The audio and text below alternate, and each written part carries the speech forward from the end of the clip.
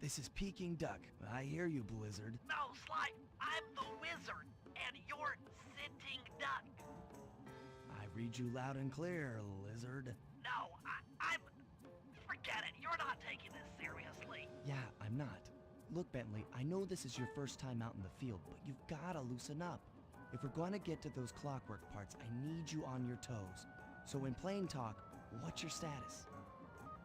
Well, I've established myself in the basement, and I'm pretty sure I can rewire the service elevator if you can power it up from that security station. Hang tough, pal.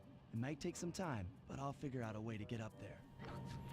Alrighty, welcome back to another episode of Sly Sundays. In this episode, of course, we're going to be tackling on the first episode of Sly 2.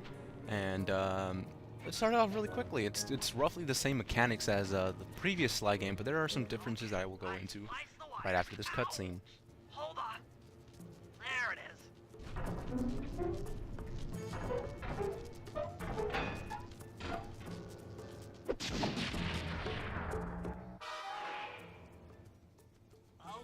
Okay.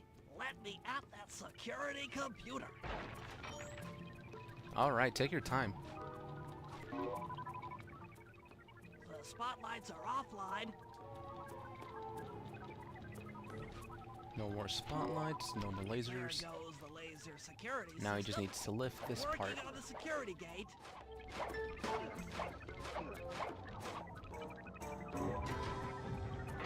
Presto, all clear. Thanks, pal. For your first time out, you did pretty well. Oh, this operation is far from complete. Now that the lasers and spotlights are offline, Murray should be moving into position for your rendezvous. I'll stay here and provide computer support while you go on ahead. Alright, sounds like a plan. Anyways, I'll start telling you guys of the differences.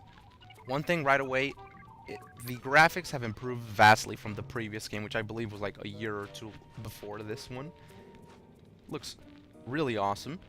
Same mechanics, you could jump, you could do a double jump. Your square is your main attack, triangle will be your uppercut. Circle you will get into later, and when you walk around, you don't run this time, you just kind of creep around. And the reason, we will get into that much more later on, but we will get into it because it's a huge part of this game. In order to run around, you need to hold the R1 button, and the other things we will come into, or we will go into rather, in detail later on. Now, I wanted to show you guys some interesting things here. This one relating directly to Sir Riley the Frog from the first Sly Cooper game. And over here, the oblivious guard who did not hear that for whatever reason. Anyway, over here, we have the Panda King, one of the fiercest foes that we face. He's probably the easiest foe that I fought in the first Sly game.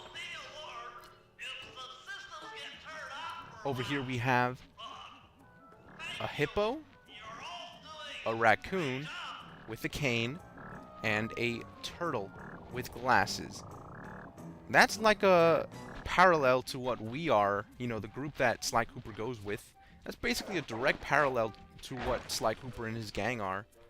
Anyways, over here we have Mugshot from Mesa City, another picture of Sir Riley the Frog, not Wale the Frog. And over here we have Ms. Ruby. All of the people from, or rather not people, all of the bosses from the Fiendish Five, except for Clockwerk. Now that, of course, was already referenced to because we have to get the Clockwerk parts. According to my information, the Clockwerk parts are being stored up there. Now to get access, you're gonna have to meet up with Murray at the rendezvous point. Unfortunately, the route through the garden is filled with guards. No problem. I'll just take the long way around. If memory serves, you need to jump and hit the circle button to run along ropes. Yep. You can just basically, it's the same mechanics as before. All the moves that Sly learned from the first game are pretty much here. Some of the skills you will have to buy again using the Thief Net. We will go into that in greater detail when that time comes. For right now, we're not able to access that. But as I was mentioning before with the Clockwerk parts, basically We destroyed Clockwerk, if you guys remember from the first episode, or not the first episode, from the previous episode of Sly Sundays, the last episode of Sly Cooper and the Thievius Raccoonus, where we got into an epic battle with Clockwerk over, you know, whether he would rule the world or we would stop him. And we ended up winning, so no ruling the world for that guy. And here we have Murray, the Brawn. Greetings, citizen. I hope you weren't harmed by my meteoropic entrance. No, Murray, I kept at a safe distance. Good, good. The Thunderflop knows neither friend nor foe, only destruction. Yeah, could you maybe channel some of that raw energy into the security gate? Of course. It is nothing before the Murray. Alright, so Murray is going to be our strong guy. As you guys see, he can lift a gate open, which is pretty freaking cool. Okay, all clear. Another barrier stands before you. Fear not, I shall bend it like the truth.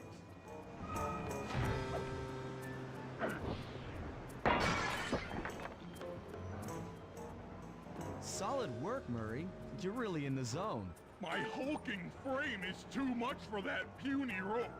You go ahead and unlock the doors from the inside. I'll be waiting in the hallway to help you carry out the Clockwerk parts. Now, one funny thing about Murray is it seems that he hit puberty from the last episode, or technically from the last episode, from the first game. His voice changed dramatically. It used to sound like a pubescent teenager who was just starting puberty, and now he's a full-grown, like, adult voice.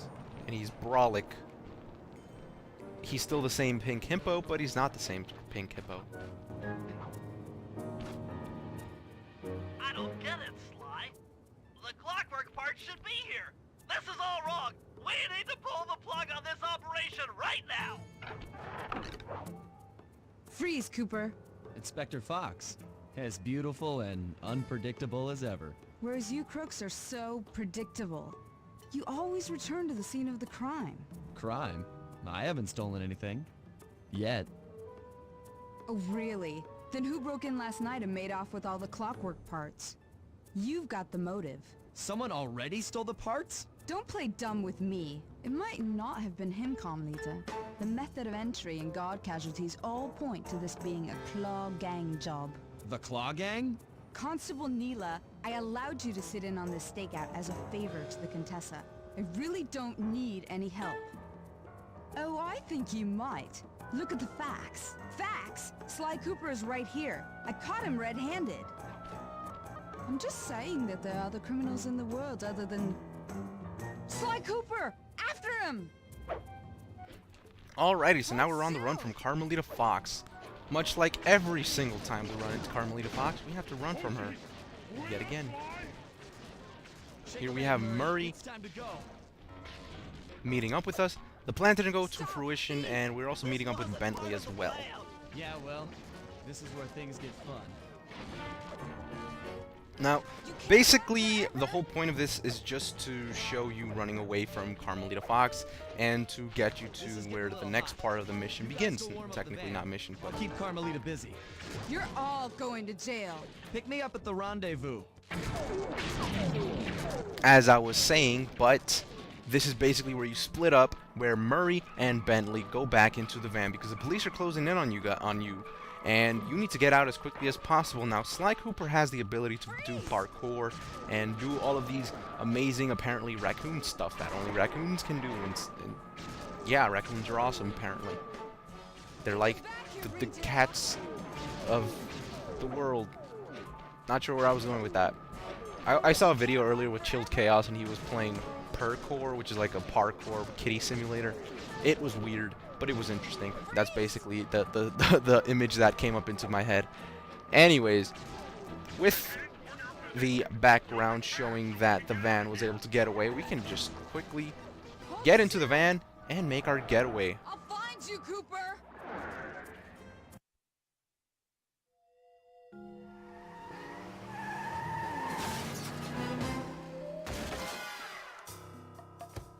Carmelita's just as angry as ever. She's really quite lovely when she's angry. And that Constable Neela, was a reference to the Claw Gang just a slip of the tongue, or an intentional clue? Either way, it's our only lead on the missing Clockwerk parts. Clockwerk. He was consumed with jealousy for the Cooper clan's thieving reputation. Is it inappropriate to refer to him as a monster? No, not at all. What kind of person stays alive for hundreds of years with the express intention of wiping out a rival's family line? Imagine the hatred fueling that first decision to replace his mortal body with soulless machinery. Ultimately, it did the trick. Clockwerk lived on. He caught up with my parents, and I wound up in an orphanage.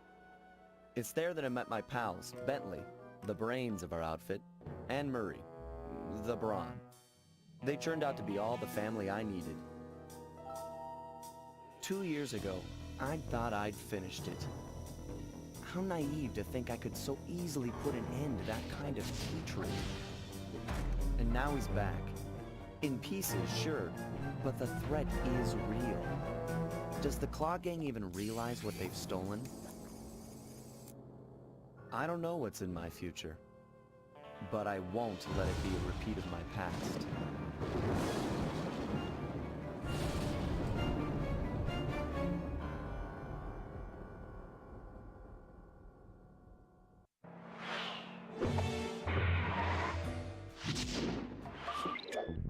Alrighty, so we have basically finished the introduction of this game, and in the next episode we will be tackling on episode 1.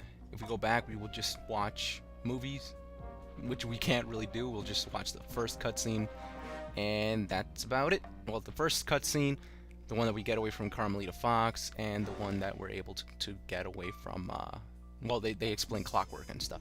Anyways, I will see you guys in the next episode. As always, thank you guys for watching. Take care, and goodbye, sirs.